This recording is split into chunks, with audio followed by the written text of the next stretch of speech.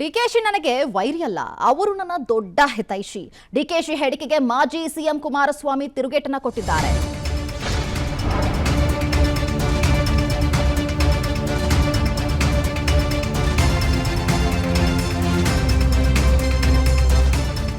ಯಾರು ಶತ್ರು ಯಾರು ಹಿತೈಷಿ ಎಂದು ಮುಂದೆ ಗೊತ್ತಾಗುತ್ತೆ.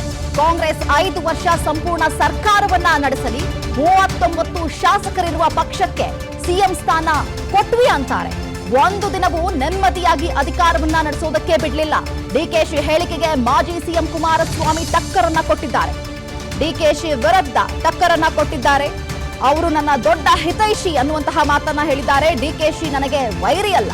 ಡಿಕೆಶಿ ಹೇಳಿಕೆಗೆ ಮಾಜಿ ಸಿಎಂ ಕುಮಾರಸ್ವಾಮಿ ಕೊಟ್ಟಿರುವಂತಹ ತಿರುಗೇಟು ಇದು. ಯಾರು ಶತ್ರು ಯಾರು ಹಿತೈಷಿ ಅಂತ ಮುಂದೆ ಗೊತ್ತಾಗುತ್ತೆ ಅನ್ನುವಂತಹ ತಿರುಗೇಟನ್ನ ಕೊಟ್ಟಿದ್ದಾರೆ.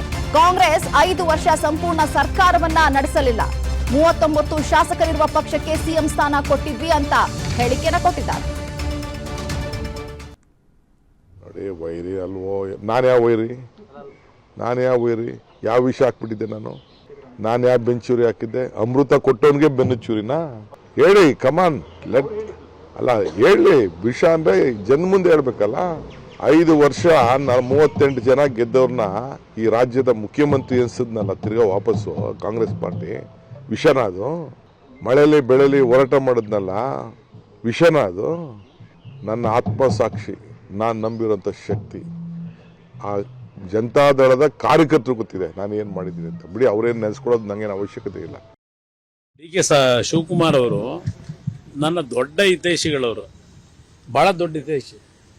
ಅವರಷ್ಟು ಹಿತೈಷಿಗಳು ನನಗೆ ಯಾರೂ ಇಲ್ಲ, ಅದನ್ನು ನಾನು ಒಪ್ಕೋಬೇಕಾಗ್ತದೆ. ಒಂದು ಮಾತು ಹೇಳ್ತೇನೆ, ಪದೇ ಪದೇ ಏನು ಹೇಳ್ತೀರಿ, 5 ವರ್ಷದ ಸರ್ಕಾರ ಸಂಪೂರ್ಣವಾಗಿ ನಡೆಸಲಿ ಅಂತೇಳಿ ನಾವು ಕೇವಲ 39 ಶಾಸಕರಿದ್ದವರಿಗೆ ನಾವು ದೊಡ್ಡ ಪಕ್ಷದವರು ಮುಖ್ಯಮಂತ್ರಿ ಮಾಡಿದ್ದು ಅಂತ ಹೇಳಿ ಪದೇ ಪದೇ ಹೇಳ್ತೀರಲ್ಲ.